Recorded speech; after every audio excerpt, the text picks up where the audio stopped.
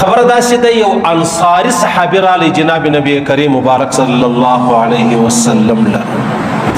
چې رالی پیغمبر علیه الصلاۃ والسلام مبارک ته ویلې ولې یا رسول الله لما نن یو ډیر غلط کار بد کار او لوی ګناه چې د هغه سوي ده.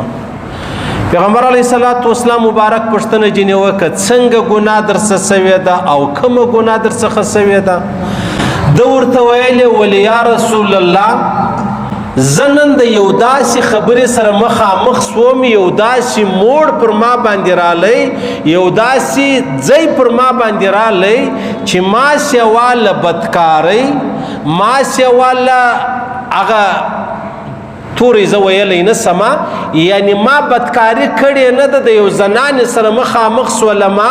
د بدکارۍ څه په اخوا چې کومې خبرې دي هغه ټولې له ما وسولې.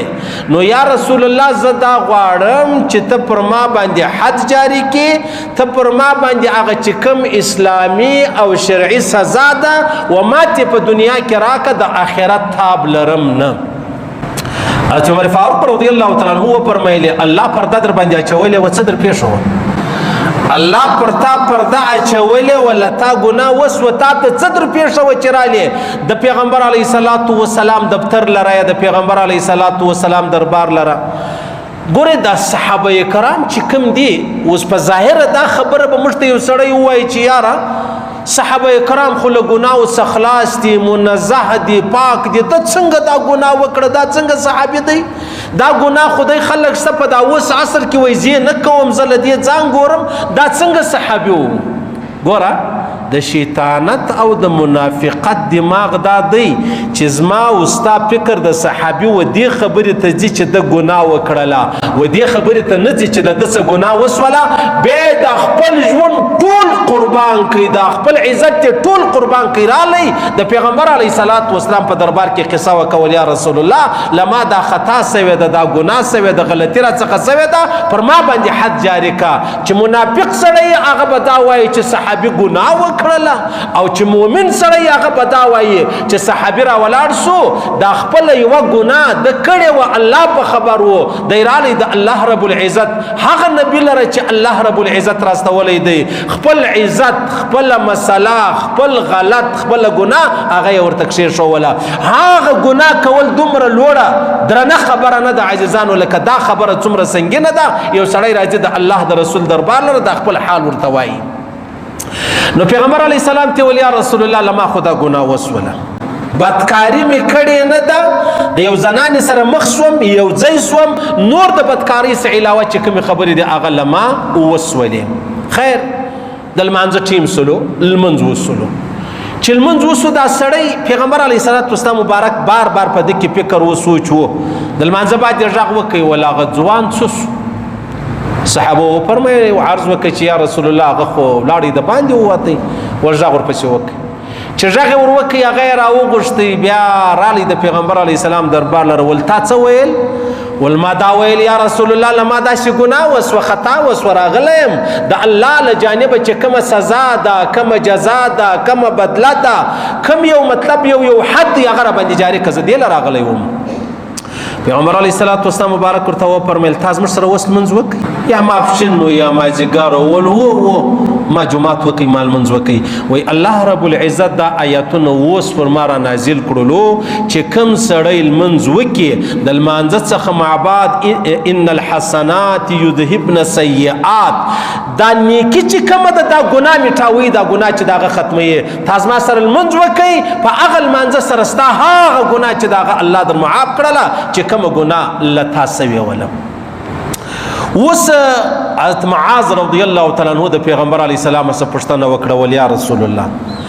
دا خبره چې دا د څه ګناه وسوله بیا رالی لمونځ وکړي نو بیا د لمانځه بعد د دا ګناه معاف سو دا د خصوصیت دی دا یوازې د ده دپاره دا حکم دی یوازې د ده دپاره دا آیات را نازل سلو. پیغمبر علیه السلام ول نه نه نه نه دا د تمام امت لپاره دغه خبره ده چې کله خطا جنې وسوه ګناه جنې وسوه لمانځه لره رالی لمونځ یې وکئ الله رب العزت په دې لمانځه سره د ده هغه ګناه چې دغه ورځوي یا بیا ابن کثیر مولوی صاحب فرمایي وای بیا دې سړي په خپل پوښتنه وکړه د پیغمبر علیه السلام څخه چې یا رسول الله دا خبره چې دا کوم پیښه سوا دا کوم چې د الله له جانبه آیاتونه رالو د الله له جانبه اعلان رالی دا یوازې زما د پاره دی که د غیر د پاره هم دی. حضرت عمر فاروق رضی الله تعالی عنہ داسې در دا غاړې ونیوی ورته ویلې ول خبره یوازې ستا د پاره نه ده د تمام امت د پاره ده د تمام مسلمانانو د پاره ده چې ګناه جنې وشي او بیا دی راسي لمونځ وکړي په لمانځه سره د هغه ګناه چې دغه معافیږي. پیغمبر علیه الصلاة والسلام مبارک ورته کتل ول عمر رښتیا وایي عمر رښتیا وایي. اوس خبره دا سوله عاجزانو چې له مړ څخه هره ورځ ګناوې کېږي خامخا کېږي خاص کر غلط نظری راواخله خاص کر موبایل راواخله عاجزانو دی موبایل مشتبه او برباد ملا په خپله کمره کې طالب په خپل وجره کې مجاهد په خپل سنگر کې دعوت والا په سروزه او په چله او په څلور میاشتې کې مرکز والا په مرکز کې او دا غره کم مطلب یو خلیفه او پیر او مرشد او مرید دا په خانقاه کې دی موبایل مشتبه او برباد کړلو. دا خبره بر سره تسلیموي په خپل ژوند کې پر هیڅ شی باندې دومره افسوس نه راته درېږي لکه پر دغه موبایل باندې. الحمدلله فیسبوک والله کلرم ټیک ټاک والله کلرم هغه یوټیوب کې کله کله چې څوک هغه په واتس اپ کې شی راوستي هغه په واتس اپ کې هغه یوټیوب بیا قتل کیږي بس دومره قدر والله العظیم دا شان زه استعمالوم نه ګورم نه بیا هم کله مطلب کچا یو ویډیو شی راستولې نایاب او نادره راسه قتل سوي دي والله دې خبرو مشتبه قسم د تبا کړلو.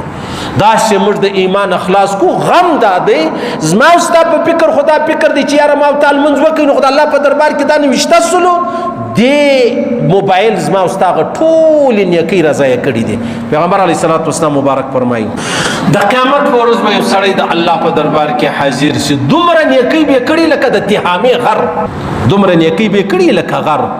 خو دته به یواز زره د نیکی په درد و نه خوري په شب ورنسي. صحابو پښتنه وکړه ول یا رسول الله نو ولی خو دومره نیکی لري د الله رسول فرمای دا هغه سړی دی چې په ظاهر باندې خود نیکی کول املا دی بیان کوي تبلیغ دی هغه دعوت چلی پیر او مرشد دی هغه وچاته د نیکی لار چې دا هغه ورشي ذکر او فکر ورشي مجاهد چې دی هغه جهاد کوي حج عمره والا چې دی هغه طوافونه کوي خو الته چې بدی کله پټ کښینستی بیا د غلط شي په یوه باندې خبره باندې په دا خبره باندې نو زموږ سر نه خلاصې دی چې دا نو څنګه کېدلی شي په ظاهره زه بزرګ یم او بیا زه حجرې لرم لاړ سم زه غلط کار کوم غلط به نو موږ چیش کول دا خبره موږ نن زما او ستا کور ته راورسوله مرکز ته سنګر ته د هغه رقم خانقاه ته مسجد ته حجرې ته دا خبره راورسوله نن زموږ په دې خبره سر خلاص چې موږ کومې نیکۍ کوو هغه نیکۍ چې ما او تا بیا کله ګناه کوو په خلوت کې کوو یوازې کوو هغه ګناه زما او ستا ټولې نیکۍ چې دی هغه راسوځي ولګوي اندازه ولګوي عزیزان لکه یو سړی را روان شي یو ټینکی جوړه کړې ده د اوبو په مځکه کې اوس دی اوبو راځي هغه ټینکی چې دغه لیک ده د اوبه چې دی هغه بل خواته روانې دي د خدا خیال دی چې ما ټینکی ډکه کړې ده اوبه ډېرې دي او سهار چې سر پورته کړي نیمه ټینکی هغه نورې اوبه څه سولې هغه لیک ولې هغه ولاړې ضایع سولې زما او ستا چې دا کم عملنامه ده دا یو پارسل دی دا ما تا چې کومې نیکۍ وراچوو لاندې هغه سروی ده دا پارسل سروی دی دا هغه ځای زما او ستا نیکۍ وځي او ما تا په خبر نه یو. نو پیغمبر علیه الصلاۃ والسلام مبارک فرمایل دا خبره د ټول جهان د پاره ده ها که چال منځ قضا کړی و د لمانځه قضایي راوګرځو بیا الله په دربار کې وژاړه یا الله ما ته معافي وکړه یا 2 رکعاته نفل وکړه الله رب العزت چې تا کم لمونځ پر کم ټیم نه وکړی بیا د قضایي راوګرځوله هغه ګناه به الله در معاف کړي چې تا د ټیم پابندي نه وکړې یا د چا حق خوړلی ورسه هغه حق ورسوه دا دوی خبرې ستا دا خبره د چا دپاره ده که د چا څه غلط کاری وسوله بدکاری وسوله شراب وچښل سو د هغه رقم بدنظري وسوله اوس نه یې رالی په جومات یې لمونځ وکوي او دا یې وویل چې الله ما ته معافي وکړه ما غلط کار سوی لکه هغه صحابي چې له ما غلط کار سوی دی موږ ته خدا نه وایو ګر سره موږ دا نه وایو چې له ما غلط کار سوی نه مې الله دا غوښتې ده چې الله ته ما ته معافي وکړه الله فرمایي تا له ما غوښتې نه ده زه تا څنګه معاف کړم پتا کی به طلب وي، پتا کی به طلب وي، پتا کی به امید چې الله ستا دربار لراغلی یم، بیا چې ته دا کوم لمونځ وکړې پر هغه باندې الله رب العزت ته معافیې. نو ان الحسنات یذهبن السیئات، دا معنا چې ستا نیکۍ به ستا ګناوي چې دی هغه در رضوي، هغه به لرې کوي. ذلک ذکرى للذاکرین، دا د هغه چا دپاره نصیحت دی چې کوم څوک نصیحت قبلوي، کوم څوک نصیحت اوري، کوم سړی په نصیحت باندې عمل کوي. کړي ډېر خلک ستا هغه ګرځي د هغو دپاره دا ګټه چې د هغه کوي نه.